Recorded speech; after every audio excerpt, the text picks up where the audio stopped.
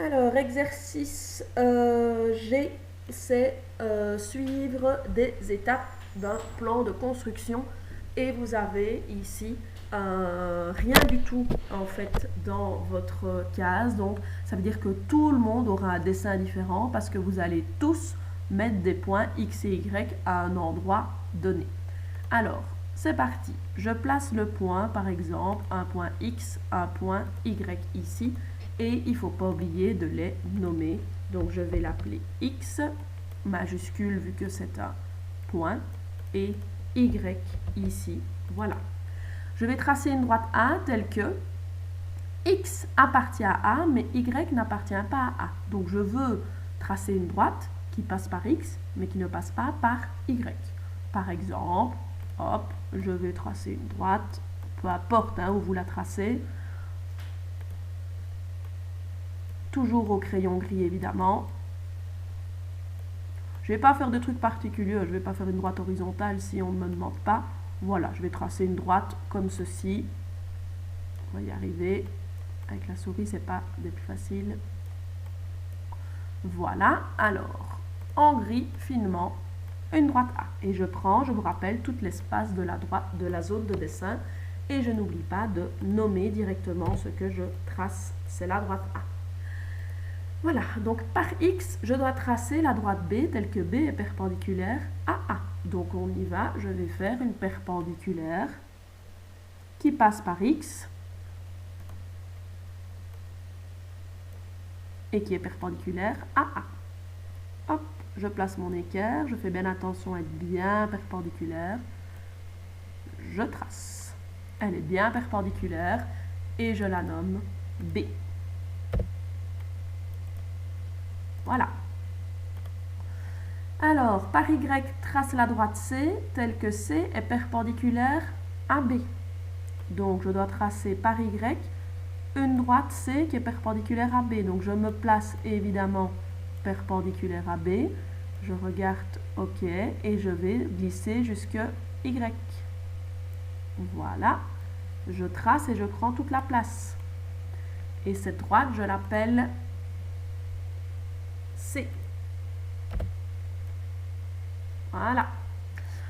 Alors, ici, on reprend donc ceci c'est fait, ceci c'est fait, ceci c'est fait. Par Y, trace la droite D, quelque D est perpendiculaire à la droite A. Vous voyez que si vous n'aviez pas nommé les droites, vous auriez eu du mal à faire cet exercice. Par Y, je trace une perpendiculaire à la droite A.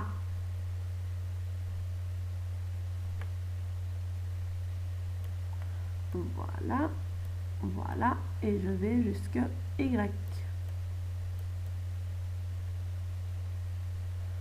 Peut-être avec la souris, c'est pas le plus facile.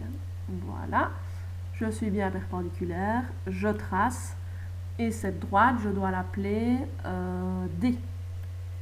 Donc, je la nomme D. Voilà, voilà, voilà. Alors, on me demande de marquer le point T tel que B intersection C égale T. Donc, la droite B et la droite C, leur intersection, c'est le fameux point T. Voilà. On continue, le point Z tel que Z est l'intersection de A et de D. A et D, le point Z, il est là. C'est leur intersection. Voilà. Z. Et nous avons terminé les constructions. Maintenant, petite question. Comment peux-tu appeler la figure XT, YZ et pourquoi? Alors, tout simplement, la figure, c'est celle-ci. X, T, YZ. Ben, qu'est-ce que c'est, tout simplement? Je pense que tout le monde le voit. C'est évidemment un rectangle. Pourquoi? Parce qu'on n'a fait que des perpendiculaires. Donc, c'est qu'un quadrilatère qui a 4 côtés, dont tous les angles sont des angles droits, c'est donc un rectangle. Peut-être que certains d'entre vous auraient un carré par un pur hasard, c'est si vous avez mis exactement la même distance entre X et TY, vu qu'on a choisi au départ de façon arbitraire, tout à fait au hasard. Il y en a qui pourraient avoir un carré, mais là, il n'y a rien qui est mis sur la longueur des côtés, ce ne serait qu'un hasard, donc on va dire que c'est un rectangle, vu qu'il a 4 angles droits et que c'est un quadrilatère. Alors, ici, donc je vous remontre un petit peu, voilà ce que vous devez obtenir. Tous, plus ou moins, vous devez avoir un rectangle bien perpendiculaire en tous ses sommets. Alors ici, dessine sur le dessin ci-contre XY parallèle à AD. AD est là. Et tel que Y appartient à DC. Donc il suffit de faire évidemment un segment parallèle. Je vais aller un petit peu plus vite parce que comme c'est, voilà, comme ceci. Et il faut nommer évidemment ce point-là. On dit que c'est Y qui est sur DC. Voilà. On continue. Je vous demande de faire X perpendiculaire à DB. X, petit x, c'est une droite perpendiculaire à DB. Regardez, je l'ai fait en tout fin ici parce qu'elle n'était pas tracée. Telle que X contient le point C. Donc C appartient à X. Donc je dois prendre mon équerre, me placer de façon perpendiculaire. Voilà. Et passer par le point C.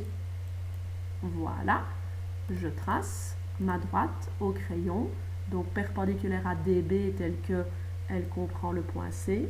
Voilà, et je prends toute la zone de dessin. Et je n'oublie pas de la nommer X, minuscule cette fois-ci.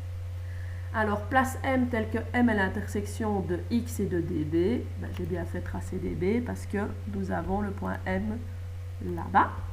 On le nomme, on l'appelle M. Voilà, majuscule, vu que c'est un point. Et il faut tracer la droite D parallèle à AB, telle que M appartient à cette droite D. Donc, il faut tracer une parallèle passant par M.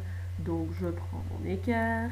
Je la place correctement ici, parallèle à AB, passant par M, et nous avons notre fameuse droite D ici. Il ne faut pas oublier de la nommer et nous avons terminé notre plan de construction. Alors, le dernier plan de construction à suivre. Donc, il faut ici suivre les données. Donc, on vous demande de tracer la droite AB. Donc, ça veut dire quoi? Ça veut dire qu'il faut passer par A. Évidemment, il faut que je mette l'option droite et aller vers B. N'oubliez pas de dépasser. Si je note ceci comme ceci, c'est pas bon. Parce que moi, n'oubliez pas qu'il faut dépasser les points. Voilà, là on est bon. Tracer AC, là c'est la demi-droite. AC qui commence en A, donc là c'est bon de commencer. Prenez la latte, hein, vous. Et qui passe par C. Et je prends toute la zone de dessin. Voilà. Alors, placez le point X tel que X appartient à AC, mais n'appartient pas au segment AC. Ça, c'est tout simplement vous demander de placer un point X quelque part plus loin parce qu'il ne doit pas être sur la partie segment AC de la demi-droite AC. Donc, le point X, il doit être plus loin. Au pif, hein, là, c'est vous qui allez choisir. Tracez CB avec des crochets. CB comme ceci, c'est le segment. Donc, je vais aller de C jusque B. Et je dois m'arrêter, vu que c'est un segment. Trace la droite X parallèle à CB qui passe par le point X. Donc, je dois me mettre parallèle à CB. Voilà. Et passer par le point X. Je suis bien parfaitement parallèle. Je vais pouvoir tracer ma droite. Voilà. Alors là, on lui a donné un petit nom, donc il faut l'appeler ici. Attention à ne pas confondre X majuscule avec X minuscule, parce que c'est une droite.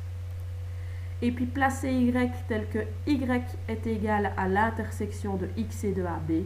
Voilà pourquoi il fallait bien prolonger les droites, sinon vous n'auriez pas eu l'intersection. Votre point Y, il est là. Voilà ce qui termine les exercices de suivre un plan de construction avec des symboles mathématiques, etc. Alors moi, quand je lis les énoncés, je pense que vous avez beaucoup plus facile parce que je traduis déjà les symboles que je vois. Mais vous devez être capable vous-même de traduire les symboles mathématiques donnés et d'effectuer les constructions demandées en n'oubliant pas de bien nommer ce que vous tracez, de bien tracer des droites, des segments, des demi-droites, etc. La vidéo suivante, ça sera les plans de construction qu'il faudra remettre dans l'ordre. Donc le dessin est déjà fait, les étapes sont déjà données, mais il faut les remettre dans l'ordre.